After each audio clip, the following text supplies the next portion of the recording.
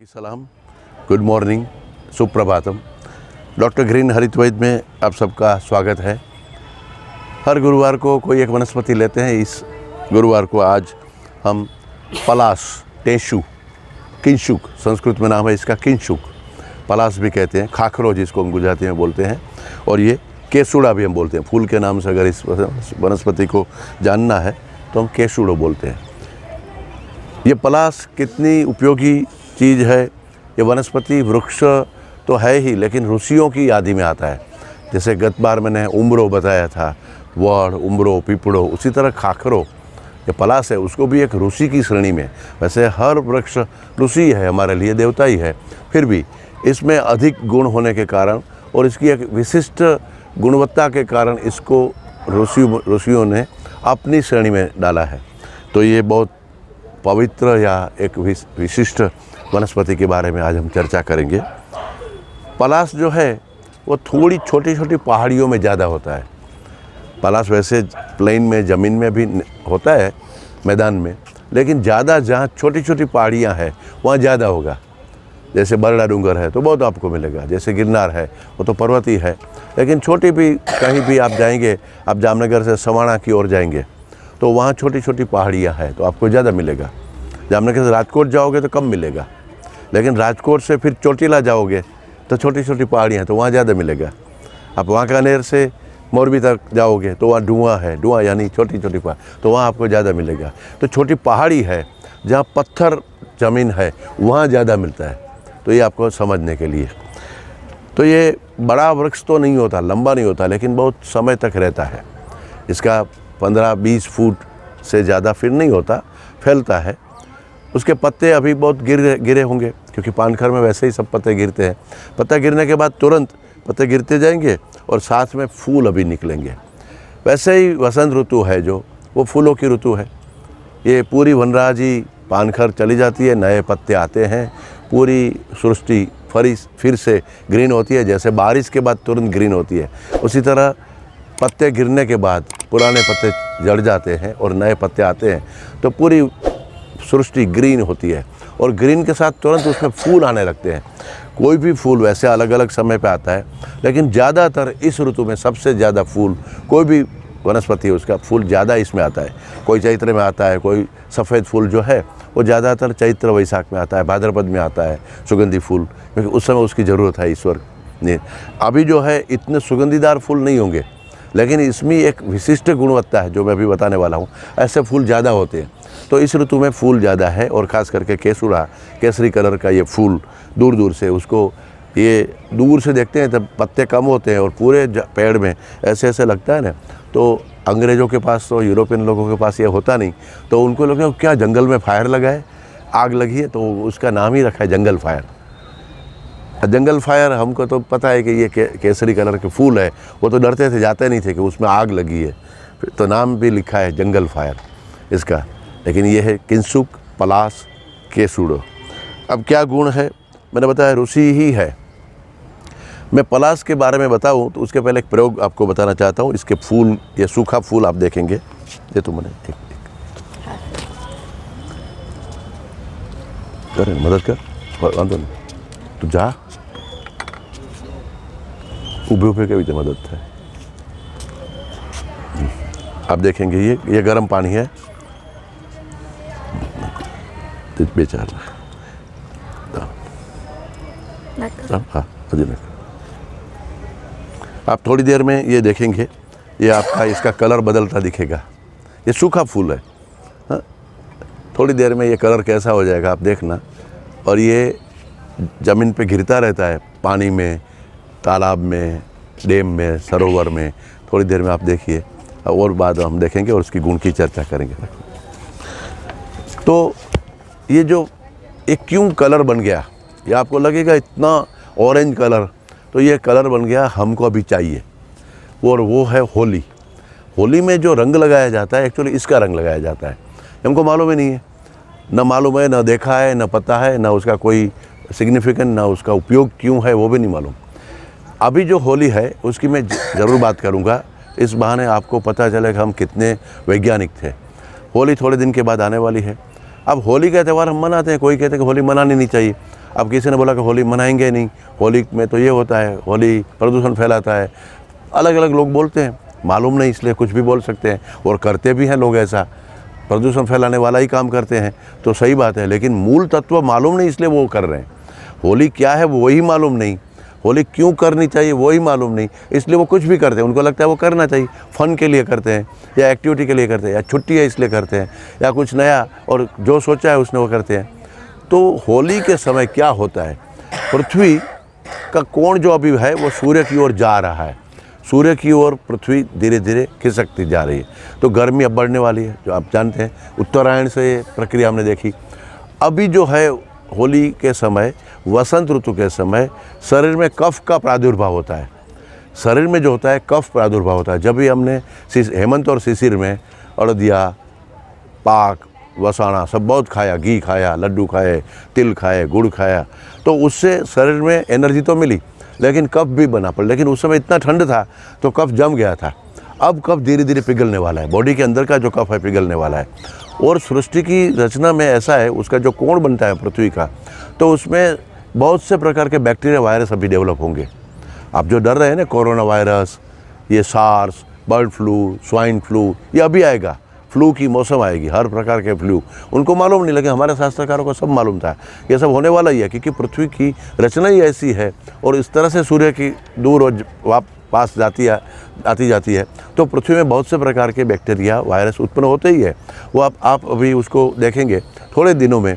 आप बाइक पे जाओगे ना तो छोटी छोटी मस्सी आपके शर्ट पे ऊपर, आँख के ऊपर, चश्मे पे लग जाएगी, वो तो दिखती है कि भाई। और ये फरवरी अंत में या मार्च के फर्स्ट सेकेंड वीक में होती है, होली उसी समय आती है। तो वो जो बैक्टीरिया जो है, वो खास करके जो छोटे छोटे कीटक है वो तो देखेंगे, लेकिन न दिखने वाले बैक्टीरिया और वायरस, जिसको आज के वैज्ञानिक मानते हैं कि हमने ढूंढा है, उन्होंने, ऋषि मुनियों को मालूम ही था कि वो न दिखने वाले भी बहुत से बैक्टीरिया है और वायरस है, उससे हमको बहुत परेशानी होती है। जैसे ये माता जी को खांसी है अभी, और हम सबको खांसी हो सकती है, क्योंकि वो जो बैक्टीरिया वायरस है वो टोन्सिल पकड़ता है, वो गला पकड़ता है, वो टोन्सिलाइटिस, फेरेंजाइटिस, लैरिंजाइटिस, यानी अपर रेस्पिरेटरी ट्रैक्ट, अपर यानी ऊपर की, रेस्पिरेटरी यानी श्वसन तंत्र का ऊपर का हिस्सा अभी पकड़ लेता है। कौन से? जो अभी बैक्टीरिया वायरस उत्पन्न होंगे, दिखे या ना दिखे, तो ये होता ही है। और यूरोप में क्या होगा, यूरोप को भी मालूम नहीं, जो मैं बताता हूँ, शायद वो अगर हिंदी समझते हैं तो यूरोप में पोलन होता है, उनको वैज्ञानिकों को मालूम है, वो पोलन होता है, उसी फूल की जो है फ्रेगरेंस वो उठती है, उसको वो लोग पोलन कहते हैं, हम परागरज जिसको बोलेंगे, तो वो उठती है। उस परागरज से वहाँ लोअर रेस्पिरेटरी ट्रैक्ट इन्फेक्शन होता है, वहाँ दमा होता है, अस्थमा होता है, टीबी जैसा होता है, तो वो उस यूरोप में शीत कटिबंध है, तो वहाँ लोअर रेस्पिरेटरी ट्रैक्ट इन्फेक्शन होने वाला ही है। तो SARS, corona virus, bird flu, ऐसे सब उधर हो सकता है जहाँ शीत है, जहाँ ठंड है। जहाँ गर्मी शुरू होगी, पृथ्वी के हम उत्तर उस ऊपर में है, तो हमारे यहाँ गर्मी होगी, तो गर्मी जब होगी तो वो कब पिघलेगा, तो गले के रोग, टोन्सिल के रोग, फेरेंजाइटिस, बोलने में, आवाज़ में दिक्कत होगी, आवाज़ भारी हो जाएगा, सर्दी, सड़े खम, नाक में से पानी निकलेगा, छींकें आएगी, वो अभी अपर रेस्पिरेटरी ट्रैक्ट इन्फेक्शन होने वाला ही है। आप सोचो या ना सोचो, करो या ना करो, तो होली के समय ये होता ही है। अब हमको वैज्ञानिक ढंग से सिखाया गया, जिसको बोलते हैं साइंटिफिक नॉलेज पश्चिम ने दिया। वो कहते हैं कि बहुत मच्छर है, बहुत जीवात है, बहुत बैक्टीरिया है, तो आप उसको भगाने के लिए आप कुछ जलाओ, काचबा छाप अगरबत्ती या गुड नाइट या ओडोमोस लगाओ, ये करो। तो हमको लगता है बहुत वैज्ञानिक है। और उसका मार्केट में अगर उसकी बात करूं, मेरा प्रेजेंटेशन कभी देखिए, करोड़ों डॉलर का मार्केट है वो डिओड्रेंट का, डिओड्रेंट, मॉस्किटो रेपेलेंट, वांदे भगाना, मतलब कॉकरोच भगाना, इसका बड़ा मार्केट है। वो सब मारने वाली संस्कृति वाले का है। हमको वो कीटक नहीं चाहिए, हमको भी कॉकरोच नहीं चाहिए, हमको मच्छर नहीं चाहिए, हमको भी बैक्टीरिया से बचना है, वायरस से बचना है। तो हमारी पद्धति वैज्ञानिक थी। जैसे हम लोग जो सिखाया जाता है, टीवी में दिखाया जाता है, एडवर्टाइजमेंट में दिखाया जाता है, क्या बताते हैं कि आप जल्दी से गुड नाइट जला दो तो मच्छर भाग जाएंगे। या तो वो बताते हैं कि काला हिट लाओ तो मच्छर मर जाएगा, या तो मारना है या तो भगाना है। तो भगाने का भी साइंटिफिक तरीका नहीं है, मारना तो बहुत अवैज्ञानिक है और अमानवीय है, क्योंकि उसमें तो मारना है। हमको लगता है मच्छर भले मर जाए, हम ठीक हो जाए, लेकिन ऐसा नहीं होता। मच्छर आपके रूम में मर गए, मान लो अगर मारा तो दूसरे रूम में है, दूसरे रूम में से वो उसकी ऑर्डर जो है मॉस्किटो रेपेलेंट तो इस रूम में आ जाएगा, और अगर भगाओगे तो बाजू के घर में जाएगा। बाजू का घर वाला अगर पहला, तो मैं कभी कभी हंसते हंसते कहता हूँ कि अगर देरानी होशियार है, वो अपने रूम में कछुआ छाप अगरबत्ती या गुड नाइट पहले जलाएगी तो जेठानी के रूम में चला जाएगा मच्छर, या हमारे घर में से भरत भाई के घर में चला जाएगा। तो ये हमारी संस्कृति नहीं थी। हमारी संस्कृति थी सर्वे भवन्तु सुखिनः सर्वे सन्तु निरामया, सबको ठीक हो, सब खुश रहे, सबको आरोग्य मिले। तो एक साथ आरोग्य कैसे मिलेगा? तो एक साथ करना होगा। तो एक साथ क्या करना है? तो अभी जो पानखर गई उसमें ये खाखरा, घर में हमारा बड़ होता है, पीपल होता है, नीम होता है, उनके पत्ते बहुत गिरते हैं। तो गाँवों में गांव का जो महाजन होता है, गांव का सरपंच होता है, मुखिया होता है, वो क्या कहता है, गांव का जो साफ करने वाला ढोली और पसायता, ऐसे जो लोग जो गांव को स्वच्छ करने के लिए हेल्प करते हैं, तो उनको कहते हैं कि अभी वो सब मत जलाना, एक जगह इकट्ठा करो, पिपड़ा ना पान, लिमड़ा ना पान, ऐसे दाढ़ी डाखड़ा जो भी है आप एक जगह जमा करो। और होली से 15 दिन महीना दिन पहले छोटे छोटे बच्चे क्या करते हैं मालूम है? आपने भी किया होगा, हर घर में जाते हैं कि भाई 2 छाणो यानी काउडंग केक, उपले। तो हम हर घर से 2-2 उपले इकट्ठा करते थे, और इकट्ठा करने के बाद क्या करते थे, एक दिन जलाते थे। वो जलाते थे, उसका नाम है होली। वो जलाते थे कब? 1 साल पहले तय हो जाता था कि अगले साल 6/32 पे होली का प्रकटन होने वाला है। तो जो क्यों हम ये पत्ते जलाते थे? हम लकड़ा काट के नहीं जलाते थे। आज तरह जो इतना लकड़ा काटेंगे तो बहुत दर्द होता है कि एक तो वनस्पति है नहीं, एक तो पेड़ कट रहे हैं, उसमें ये पेड़ काट के बड़ा बड़ा थंबा लगा देते हैं और कहते हैं पूरी रात हमारी जलती है। तो वो जलाने के लिए वो डांस करते हैं, कुछ ना कुछ करते हैं, कुछ दारू पीते हैं, पता नहीं। ये होली की बात तो हम नहीं करना चाहते हैं, लेकिन मूल शास्त्र क्या है वो तो समझना पड़ेगा। तो जो काउडंग केक है यानी छाना, उपला, वो जो गाय का जो गोबर है उसमें वो जलने से प्रोपिलीन ऑक्साइड, इथिलीन ऑक्साइड निकलता है। बाकी कोई भी फीसिस से कोई भी मल है वो इतना वो नहीं है। गाय माता इतनी वनस्पति चरती है, उसकी डाइजेस्टिव सिस्टम ऐसी है, उसके आंतों में ऐसे रस है, ऐसे एंजाइम्स है जो उनके गोबर में आता है, जो छाण में आता है। तो उनका जो उपला बनता है, छाना बनता है, काउडंग केक, वो जब जलेगा तब उसमें से प्रोपिलीन ऑक्साइड, इथिलीन ऑक्साइड होता है, जो जंतुनाशक है, जो बैक्टीरिया को भगाने वाला है, जिसका हमने भी रिसर्च किया है और बहुत जगह उसका ऑफिशियल ये आपको मैं बता रहा हूँ। तो काउडंग केक यानी उपला जलाना, और साथ में खाखरा, वड़, बावड़, आवड़, पिपड़ा, लिमड़ा, उनके जो पत्ते गिर गए, ऑलरेडी गिर चुके थे, जो पानखर में गिरे थे, सिर्फ इकट्ठा किए थे, उन सबको एक साथ जलाना, उसको कहते हैं मास फ्यूमिगेशन। एक साथ गांव के बीच में रख के जलाओ तो पूरे गांव से मच्छर या बैक्टीरिया, वायरस, दिखने वाला न दिखने वाले सब भाग जाएंगे। और दूसरे गांव में तो देखो, जामनगर में गत साल आप भी सर्वे करिए, 2500 होली थी। एक शहरी में 2-2 होली होती है कभी, तो एक शहरी में, चौक में, जहाँ भी जाओ तो 2500 होली अगर एक साथ जले, काचवा साहब अगरबत्ती 2-3 जले तो आपको वो बताया जाता है गुड नाइट से कि बहुत है तो एक्टिव मोड लगाओ, वो उसको वैज्ञानिक माने बताया जाता है। एक्चुअली तो उसमें कितना केमिकल है, वो कितना खतरनाक है। तो मच्छर तो शायद भागेगा, लेकिन हमारी सांस में जो जाता है, हमारी स्किन को वो छूता है, तो बहुत डेंजरस है वो, और बड़ा मार्केट है। हमको मालूम ही नहीं था कि हम क्या करते थे। तो इसी सीज़न में सबको भगाना है। तो जामनगर में 2500, राजकोट में कितनी होगी, भावनगर में कितनी होगी, अहमदाबाद में, भुवनेश्वर में, दिल्ली में, कोलकाता में, चेन्नई में, एक साथ पूरे देश में मास फ्यूमिगेशन करना। मास यानी सामूहिक, फ्यूमिगेशन यानी दुआई लगाओ। और दुआई किसकी? प्रोपिलीन ऑक्साइड, इथिलीन ऑक्साइड की। वो किससे निकलता है? गाय माता के गोबर से। तो हमारा देश बहुत वैज्ञानिक था, समझने वाला था, हमारी परंपरा में विज्ञान था, वो हमको मालूम नहीं। ये होली अब इस तरह से आप समझना। और होली का 7 फेरा करना करते हैं, पुरुष नहीं करते हैं कभी, भैया तो महिला का काम है, ऐसा नहीं है। पुरुष हो या महिला हो, कोई भी हो, सबको 7 फेरा या फेरा करो, यानी उसके पास जाना है, दूर से दर्शन नहीं करना है। दूर से उन्होंने जो काम करना था वो तो एनवायरनमेंट को शुद्ध कर दिया, लेकिन अंदर जो ऐसे बैक्टीरिया, वायरस है, हमारे लंग्स में है, हमारे खून में चल रहे हैं, तो हम ब्रीथ करेंगे, हम श्वास लेंगे तो हमारे अंदर जाएगा ना वो जो धुआं है, जिस धुएं में से propylene oxide, ethylene oxide gas निकलता है, वो अगर हम धुएं के पास जाएंगे, यानी कि होली के पास प्रदक्षिणा करेंगे, होली के पास खड़े रहते ऐसे ऐसे करेंगे तो कैसा रहे, उसके बजाय हम गोल गोल फिरें तो छाती पे, साइड में, सब जगह आ जाएगा। तो वो घूमना यानी हमारे बॉडी को हर जगह से तपाना, और हमारे सांस में वो प्रोपिलीन ऑक्साइड या वनस्पति का धुआं आना। तो बॉडी में भी अगर कुछ बैक्टीरिया पड़े हैं, अगर ये सार्स, बर्ड फ्लू सब जो अंदर आ जाता है, आएगा तो कैसे, ऐसा ही आएगा ना बाहर से, तो अंदर भी पड़ा है तो वो भी मर जाएगा। इसलिए होली की प्रदक्षिणा करना, बाकी कुछ नहीं है। पुरुष कहते हैं कि ना तमें तुम्हारे होड़ी फेरा करो, हमें बीड़ी पिए, तो और ख़राब करो आपके लंग्स को। ये तो महिला का काम है, महिला का काम नहीं, सबका काम है। अगर जिंदा रहना है, स्वस्थ रहना है, हमारी संस्कृति में विज्ञान है, वो समझना है तो आप करके देखिए। हज़ारों साल तक तो हमारे पुरखों ने किया था। आप हमको आज क्यों बता रहे हो कि आप वैज्ञानिक हो? हाँ, लकड़े काटना नहीं था, वो कर रहे हैं, वो गलत है। तो वो, और दूसरा कहते हैं, महिलाओं को शायद मालूम होगा कि अपने घर में पोता होता है या अपना बेटा बेटी नाती जो, तो उसकी पहली होली का रिवाज था। पहली होली जिसकी आती है जन्म के बाद, जिसकी पहली होली का आएगी तो लेके उसको घुमाते हैं और हारड़ा पहरा के घुमाते हैं। तो पहली होली क्यों करते हैं?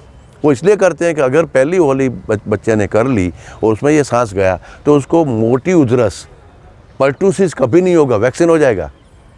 ये मालूम नहीं, आप बताइए सबको कि ये पर्टूसिस नाम का जो डिजीज़ है, जिसको हम कहते हैं मोटी उधरस, भराणी, तो वो मोटी उधरस का हम जो इंजेक्शन लेते हैं ना, रसी, त्रिगुणी रसी, उसमें एक पर्टूसिस का होता है। तो पर्टूसिस का इंजेक्शन हम लेते हैं, हमको मालूम नहीं था, उनको मालूम नहीं है, इसलिए वो इंजेक्शन देते हैं, वो वैक्सीन देते हैं, क्योंकि वहाँ होली होती है नहीं, उनको वो विज्ञान मालूम नहीं, तो उनको चाहिए। मतलब कि वैक्सीन का विरोध नहीं है, लेकिन हमारे पास प्राकृतिक व्यवस्था थी वैक्सीन की। वो कैसे करते थे? वो इतनी सहज व्यवस्था में धर्म और विज्ञान इतना जोड़ दिया था तो करते थे। और उसकी प्रसादी क्या? दाणी, दारिया, खजूर। इस मौसम में हम बहुत दाणी खाएंगे। क्यों खाएंगे? तो वो कफ नाशक है। अभी जो खांसी होगी तो आप एक तो बाहर से बैक्टीरिया भगा दिया, लेकिन अंदर भी कुछ कफ है तो उसको निष्कासित करने के लिए, उसको सुखाने के लिए दारिया, खजूर। खजूर इसलिए कि थोड़ा मधुर चाहिए, अभी एकदम तो ठंड नहीं गई, तो खजूर उष्ण मधुर है तो थोड़ा स्वीट तो चाहिए, लेकिन वो स्वीट इतने नहीं कि जिससे कफ बने। तो खजूर की कफ से ताकत मिलेगी, खजूर की मधुरता से, लेकिन कफ नहीं बनेगा। और दाणी, दारिया वो तो है ही। तो ये उसकी प्रसादी भी यही। और फिर क्या करते हैं? रंग उड़ाते हैं। क्यों रंग उड़ाते हैं? दीजिए, ये रंग उड़ाएंगे।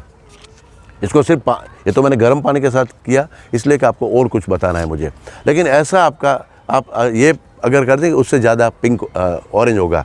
कच्चे जो फूल है अगर पूरी रात को रख दिया और फिर आपने उसको फिल्टर किया और वो लगाते हैं तो वो स्किन में फ़ायदा होगा। तो स्किन डिजीज़ अभी जब होली होती है, फागुन महीना आता है, वसंत ऋतु आती है, तब एक गले का प्रॉब्लम होगा और दूसरा स्किन का, बाल का प्रॉब्लम होगा। तो अगर इससे बाल धोया जाए और इससे स्नान किया जाए, आपको मालूम है आप जाएंगे हरिद्वार, राजस्थान में जाएंगे तो पूरे टब भरे होते हैं कलर रंग के, उसमें डूबेते हैं।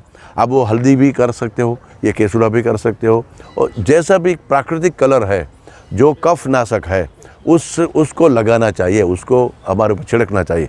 आज आप जाओ हवेली में, कितने दिन से शुरू हो गया है, जो पुष्टि संप्रदाय की हवेली है वो 15 दिन से केसुड़े का फूल का रस निकाल के, पानी निकाल के वो भगवान को पिचकारी लगाई जाती है।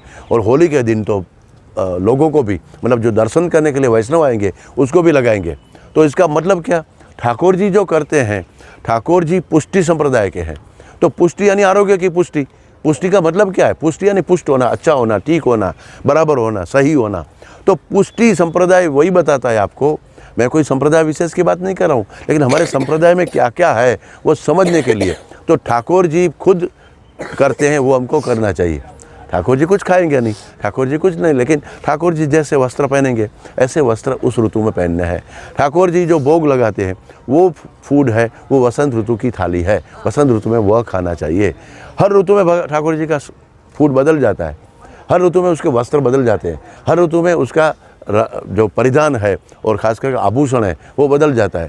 तो ये केसुड़ा जो है, हल्दी है और ऐसे बहुत से वनस्पति है। आज तो केसुड़ा का विषय इसलिए मैंने बताया। तो वो कलर लगाना चाहिए इससे आप मुंह धो, इसके साथ दूध के साथ पीस के अगर मुंह में लगाओ तो वो इतना अच्छा कांति मुंह में मिलती है और स्किन डिजीज़ भाग जाता है। तो ये केसुड़ा के साथ होली की बात में आप इसलिए की कि इस समय इसका उपयोग है। और क्या क्या उपयोग है इसका? जो मूल है, केसुड़ा के जो पेड़ है उसके मूल है, उसके मूल का अर्क निकलता है और वो रतांधी और आँख के रोगों में फ़ायदा करता है। केसुड़ा का जो मूल है, पलाश का मूल से बहुत चीज़ें बनती है, उसमें अर्क बनता है। उस अर्क के 1-2 बूंद डालने से आँख में फ़ायदा होता है। ये जो पत्ते हैं, ये पत्ते अगर ये तो थोड़ा कड़क हो गया, लेकिन अभी जो ऊपर जिसके होते हैं थोड़े पतले पत्ते होते हैं, अभी शुरू में छोटे छोटे पत्ते, उसको घी के साथ आप फ्राई कर दो, तोड़ के या घी के साथ पेस्ट कर दो, थोड़ा गर्म करके दही के साथ लेते हैं, दही की मलाई के साथ, तो पाइल्स ठीक हो जाता है। ये जो फूल है इसको अगर आप पीस के थोड़ा उसको बॉईल करके पीस करके आप लगाओ पेड़ों के ऊपर, पेशाब रुक गया है तो पेशाब छूट जाएगा, पेशाब आराम से आ जाएगा। और अंडकोश में शोथ है जिसको ऑर्काइटिस या वध्रावण जिसको कहते हैं, तो इसके ऊपर लगाने से, उसका लेप लगाने से वध्रावण जो स्वेलिंग है वो ठीक हो जाता है। तो इतनी इसके बीज होते हैं, खाखरे का बीज, तो उस पलाश बीज जो है वो कृमिनाशक है। अगर वो 2 या 4-5 पीस के करके बीज को और बच्चे को चटाते हैं तो कृमि निकल जाएंगे, वो कृमि के लिए अच्छा है। तो ये इतनी अलौकिक चीज़ है कि आप बात मत पूछो। उनके बीज से गर्भ निरोध होता है। उनके बीज को अगर ऐसे पीस के हनी और घी के साथ मिक्स करके पेस्ट बना के महिला योनि में रख देती है 3 घंटा पहले, इंटरकोर्स से 3 घंटा, तो गर्भधारण नहीं होता। और अगर उस बीज को जला के उस जैसे 10 ग्राम अगर बीज का पाउडर हुआ है और उसमें आधा हींग डाल के वो अगर 3 महीने तक, 3 मेंसेस तक लिया तो फिर 1-2 साल तक बच्चा नहीं होता। तो जो आज कॉन्डोम यूज़ करते हैं, वो जो आर्टिफिशियल केमिकल्स यूज़ करते हैं, तो ये, और फिर महिलाओं के शरीर में कुछ गैजेट डाला जाता है जिसको आंकड़ी या ऐसा बोलते हैं, तो महिला को कितना कष्ट होता है मालूम नहीं। बच्चा करना नहीं करना वो तो उस दंपति का अधिकार है, लेकिन शास्त्र और देसी दवाइयाँ कितना हेल्प करती है और कैसे हमने हमारी जीवनचर्या को प्रकृति के साथ जोड़ा था, हम कैसे रहते थे, ये आपको इसलिए मैंने बताया। ये काम शक्ति बढ़ाता है। ये अगर ये उसका अर्क है जो मैंने बताया, जो आँख में फ़ायदा करता है, उसी अर्क अगर आपने दूध के साथ लिया तो पुरुष की और स्त्री की काम शक्ति बढ़ती है। तो वो ऐसा काम शक्ति भी बढ़ाने वाला है, ये आँखों को फ़ायदा देने वाला है, ये कृमिनाशक है, ये पेशाब छूट कर देता है। अगर नाक से नाकोड़ी फूटती है तो इसको सिर्फ पानी बनाओ और उस पानी नाक में, उसमें थोड़ी मिश्री डाल के, खड़ी शक्कर नाक में 2-2 बूंद डालिए और वही पानी आप पीजिए, तो आपको वो नाकोड़ी फूटना और कहीं से भी खून ज़्यादा मेंसेस आता है तो उसको भी रुक जाता है। खास करके नसकोड़ी जो फूटेज है उस नाक में से निकलने वाला ब्लड को वो तुरंत रोक देती है। तो इनके बहुत से ऐसे गुण हैं जो आपको करना चाहिए। ये खांसी के लिए अच्छा है। ये जो अभी हमने चाय बनाई उसमें फिल्टर होगी अंदर थैली में, आप ऐसा ही करके, ये अभी ये हो गई, काढ़ा बन गया। इसको उबाल भी सकते हो, लेकिन सिर्फ मैंने तो गर्म पानी में डाला था, लेकिन आप उबालेंगे तो ये उबल के फिर ये बन गया।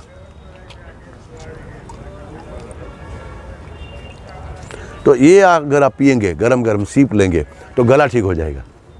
इसमें आप हनी डाल के भी पी सकते हो, खड़ी शक्कर डाल के भी पी सकते हो। एक बार पी के देखिए, आपको आश्चर्य होगा कि ये कितना ये टेस्टी भी है, सुगंधी भी है और गले के लिए अच्छा है और वैसे एनर्जी देने वाला है, काम शक्ति बढ़ाने वाला है।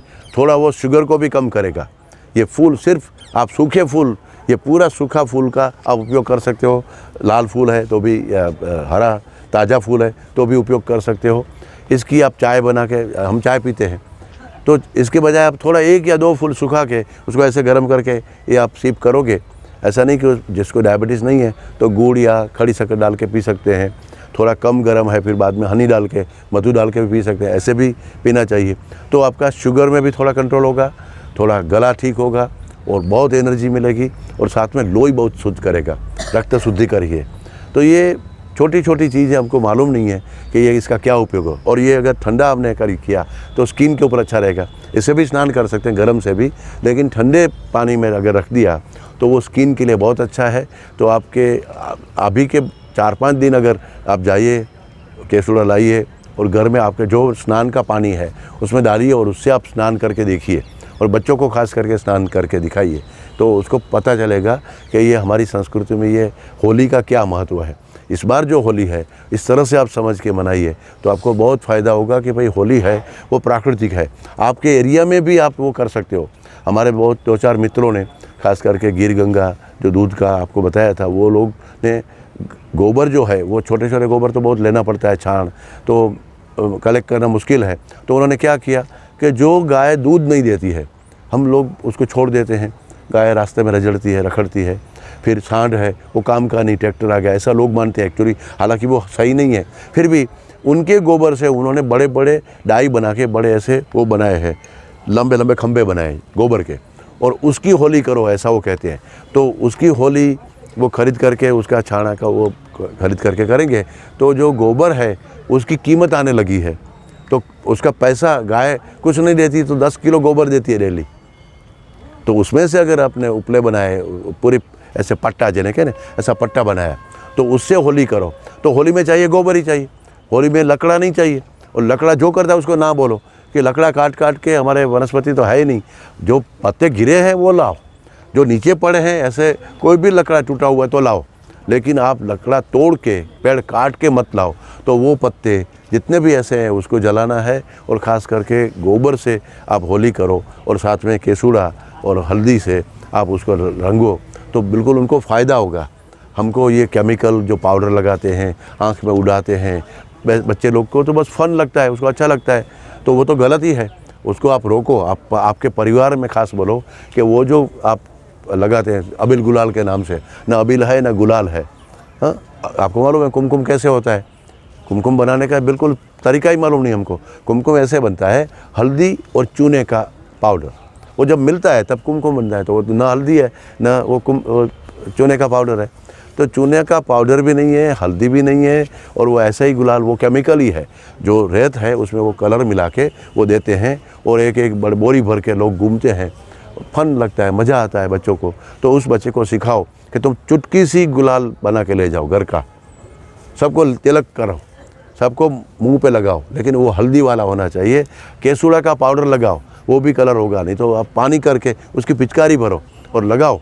हल्दी का गर्म पानी करके फिर ठंडा करके उसकी पिचकारी करो ना। नहीं ना, रंग से खेलना नहीं, ऐसा नहीं है, रंग से तो खेलना है। जासूद का फूल होता है, उसका भी रंग बनेगा, बहुत अच्छा बनेगा उसको थोड़ा उबालने से। तो वो नेचुरल कलर बहुत है, और वो कलर फ़ायदा करता है शरीर को, इसलिए कलर लगाते थे।